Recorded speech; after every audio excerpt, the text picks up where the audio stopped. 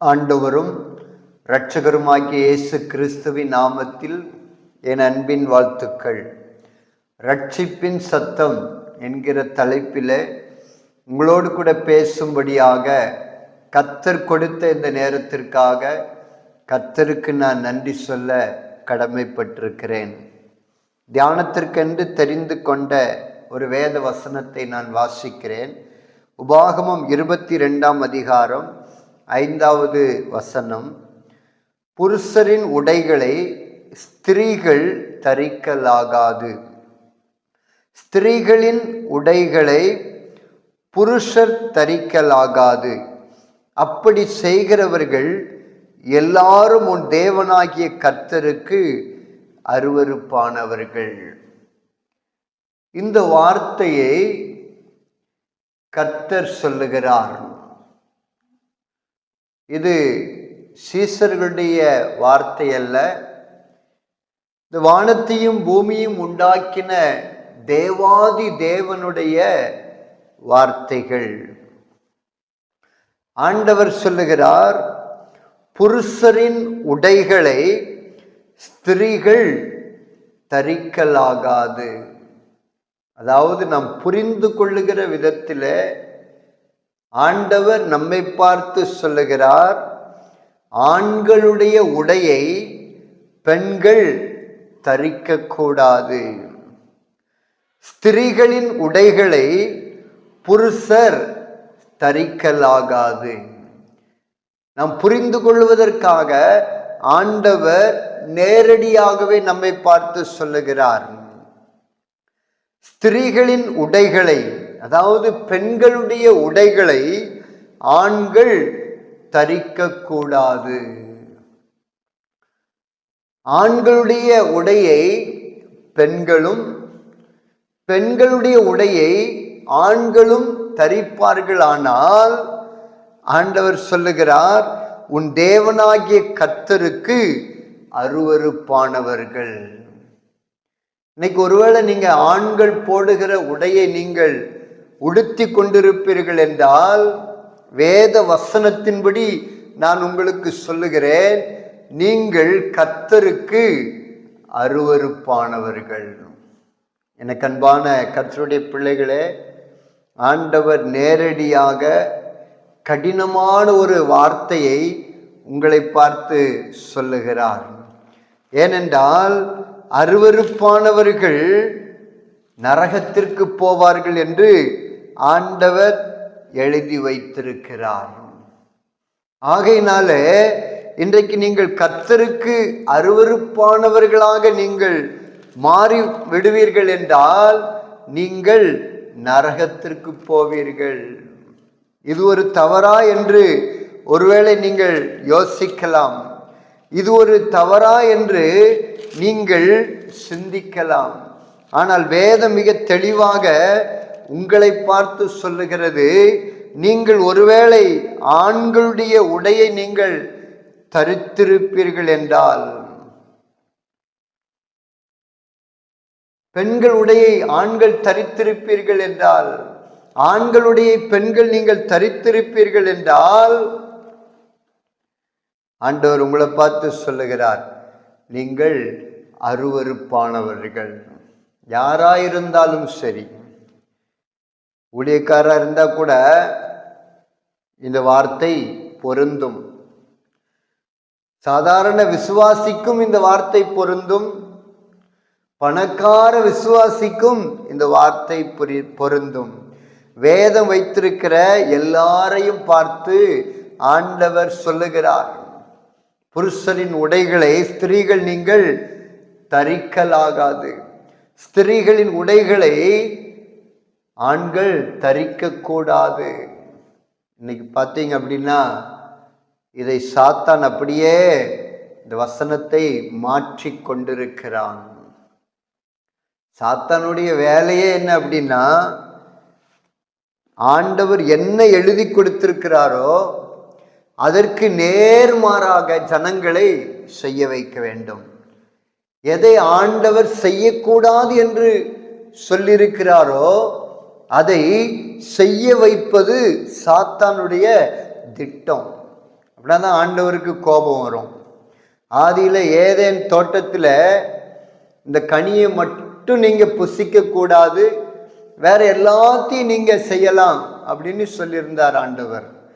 ஆனா சாத்தா சொன்னான், அந்த கனியை நீங்க புசிங்க, அந்த கனியை நீங்க சாப்பிட்டீங்க அப்படின்னா தேவர்களை போல நீங்க மாறிடுவீங்க.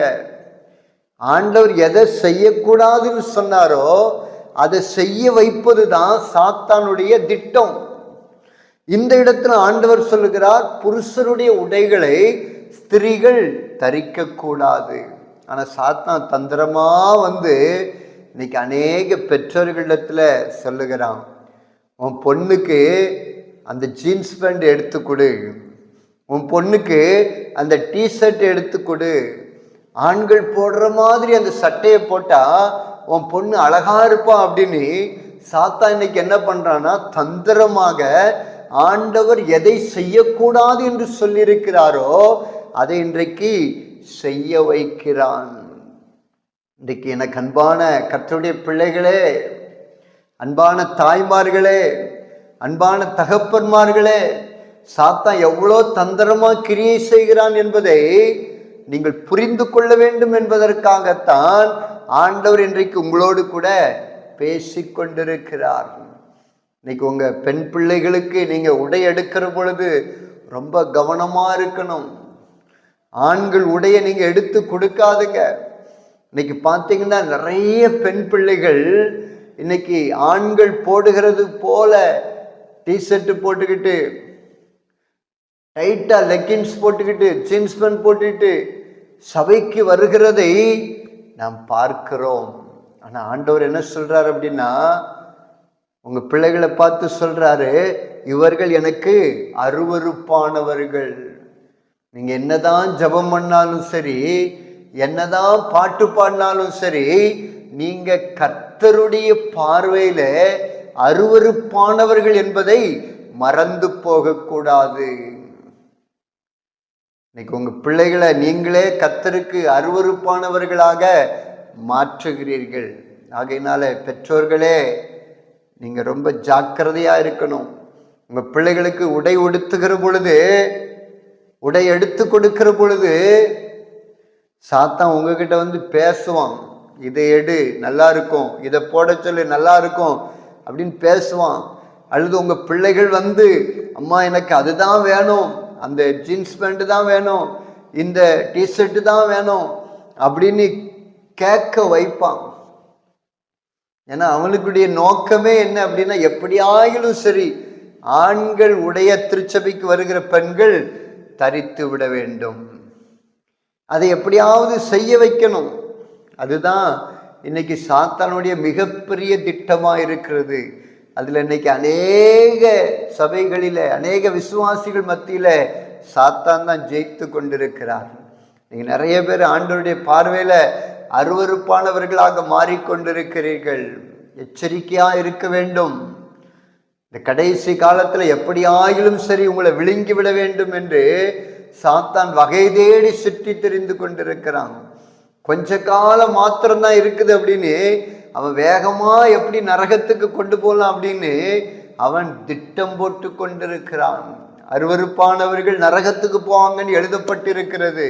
அதனால நீங்க அருவருப்பானவர்களாக மாறி நரகத்திற்கு போகணும் அப்படிங்கிறது சாத்தானுடைய திட்டமாயிருக்கிறது. ஆகையினால் இந்த திட்டத்தை முதல்ல பெற்றோர்கள் புரிந்து கொள்ளுங்க. உங்க பிள்ளைகளுக்கு நீங்க போதிக்கணும். ஆண்டவர் சொல்லியிருக்கிறாருமா, புருஷரின் உடைகளை ஸ்திரீகள் தரிக்கலாகாது. இன்னும் 1 தீமோத்தேயு 2ஆம் அதிகாரம் 10வது வசனத்தை வாசிக்கிற பொழுது அங்க ஆண்டவர் என்ன எழுதி வைத்திருக்கிறார் என்றால், தகுதியான வஸ்திரத்தை நாம் தரிக்க வேண்டுமாம். உங்க பிள்ளைகளுக்கு நீங்க ட்ரெஸ் எடுத்து கொடுக்கிற பொழுது இது தேவ சமூகத்திற்கு வருவதற்கு தகுதியான உடைதானா என்பதை நீங்க ஆராய்ந்து எடுத்து கொடுக்க வேண்டும். ஆண்டவர் மிக தெளிவாக சொல்லியிருக்கிறார். தகுதியான வஸ்திரத்தினால உங்க பிள்ளைங்களை நீங்க அலங்கரிக்க வேண்டும். பெற்றோர்களே ரொம்ப ஜாக்கிரதையா இருங்க. நீங்களே விலை உயர்ந்த ஆடை எடுத்து கொடுத்து கர்த்தருக்கு அருவருப்பானவர்களாக மாற்றிராதுங்க. எவ்வளோ பணம் செலவு பண்ணி நீங்கள் உடையை எடுத்து கொடுக்குறீங்க. என் பிள்ளை நல்லா அழகா இருக்கணும் அப்படின்னு நினைச்சு எடுத்து கொடுக்குறீங்க. ஆனா நீங்க தகுதியான வஸ்திரத்தை எடுத்து கொடுத்தீங்க அப்படின்னா, பெண்கள் உடுத்த வேண்டிய உடையை நீங்க எடுத்து கொடுத்தீங்க அப்படின்னா ஆண்டவர் சந்தோஷப்படுவார். நீங்க செலவு பண்ணி ஆண்கள் உடைய உங்க பிள்ளைகளுக்கு எடுத்து கொடுத்துட்டீங்க அப்படின்னா, வேத வசனத்தின்படி நான் உங்களுக்கு சொல்லுகிறேன், உங்க பிள்ளைகள் கர்த்தருடைய பார்வையில அருவருப்பானவர்கள். உங்க பிள்ளைங்க பண்ற ஜெபத்தை ஆண்டவர் கேட்க மாட்டார். உங்க பிள்ளைகளை ஆண்டவர் திரும்பி கூட பார்க்க மாட்டார். எனக்கு அன்பான பெற்றோர்களே, கர்த்தர் உங்களோடு கூட பேசி கொண்டிருக்கிறார். ஆகையினால தகுதியான வஸ்திரம் என்பது கர்த்தருடைய பிள்ளைகளாகிய நமக்கு அவசியமான ஒன்று. ஆண்களாயிருந்தாலும் சரி, பெண்களாயிருந்தாலும் சரி, வஸ்திரம் தகுதியானதாக இருக்க வேண்டும். மற்றவர்களுக்கு இடரல் இல்லாத அளவிற்கு நாம் வஸ்திரத்தை உடுத்த வேண்டும். அதில் ரொம்ப ஜாக்கிரதையாக இருக்கணும். இன்னைக்கு நிறைய பிள்ளைகள் மற்றவர்களுக்கு இடரலாக சபையில் இருக்கிறாங்க. ஆகையினால ரொம்ப கவனம் தேவை. இன்னைக்கு சாத்தான் வஞ்சகமாக இன்னைக்கு ஆண்டவருடைய பிள்ளைகளை வஞ்சித்து கொண்டிருக்கிறான். எங்கு பார்த்தாலும் ஆடம்பரம் என்கிற அந்த துணியில இன்றைக்கு உடைகள் எல்லாம் தாறுமாறாக கவர்ச்சிகரமாக உடுத்துகிறதை பார்க்க முடிகிறது. பரிசுத்த ஆவியானவர் துக்கத்தோடு கூட என் மூலமாய் பேசிக்கொண்டிருக்கிறார். ஆண்டவர் என்னோடு கூட பேசினபடினால், இந்த வார்த்தையை சொல்லு அப்படின்னு சொன்னபடினாலே உங்களுக்கு நான் சொல்லி கொண்டிருக்கிறேன். ஆகையினால பெற்றோர்களே, உங்க பிள்ளைகளை அருவருப்பானவர்களாக மாத்திராதுங்க. ஆசீர்வதிக்கப்பட்ட சந்ததி உங்க பிள்ளைங்க. கர்த்தரால ஆசீர்வாதத்தை பெறக்கூடிய பிள்ளைகளை ஆண்டவருடைய பார்வையில் அருவருப்பானவர்களாக நீங்க மாத்திராதுங்க. ஆண்டவர் ரொம்ப தெளிவா சொல்லி இருக்கிறார். ஆண்களுடைய பெண்கள் அணியக்கூடாது. அப்படி அணிபவர்கள் கர்த்தருக்கு அருவருப்பானவர்கள். ஆகையினால இன்றைக்கு பெற்றோர்கள் முதல்ல மனம் திரும்புங்க. இன்னைக்கு பெற்றோர்கள் நிறைய பேர் நீங்க வசனத்தை மீறுறீங்க. வசனத்தை மீறினீங்க அப்படின்னா உங்களுக்கு ஒரு ஆசீர்வாதமும் கிடையாது. நீங்க வசனத்தின்படி வாழ்ந்தீங்க அப்படின்னா தான் உங்களுக்கு ஆசீர்வாதங்களை ஆண்டவர் தருவார். ஏனென்றால் வேதத்தில் எழுதப்பட்டிருக்கிறது. எரேமியா 11ஆம் அதிகாரம் 3வது வசனத்தை வாசிக்கிற பொழுது, என் சத்தத்தை கேட்டு நான் உங்களுக்கு கற்பிக்கிறபடியே எல்லா காரியங்களையும் செய்யுங்கள், அப்பொழுது நீங்கள் என் ஜனமாயிருப்பீர்கள், நான் உங்கள் தேவனாயிருப்பேன். ஆண்டவருடைய சத்தத்தை கேட்டு அவர் என்ன சொல்லுகிறாரோ அதன்படியே நம்ம செய்யணும் அப்படின்னு ஆண்டவர் எழுதி வைத்திருக்கிறார். அப்போதான் நீங்க என்னுடைய ஜனமாயிருப்பீர்கள், நான் உங்கள் தேவனாயிருப்பேன். ஆண்டவருடைய சத்தத்திற்கு நம்ம கவனமாக செவியை சாய்க்கிற பொழுது ஆண்டவர் நம்ம அதிகமாக ஆசீர்வதிப்பார். இன்னும் வேதத்தில் எழுதப்பட்டிருக்கிறது, வசனத்திற்கு நடுங்குகிறவனையே நான் நோக்கி பார்ப்பேன் என்று ஆண்டவர் எழுதி வைத்திருக்கிறார்.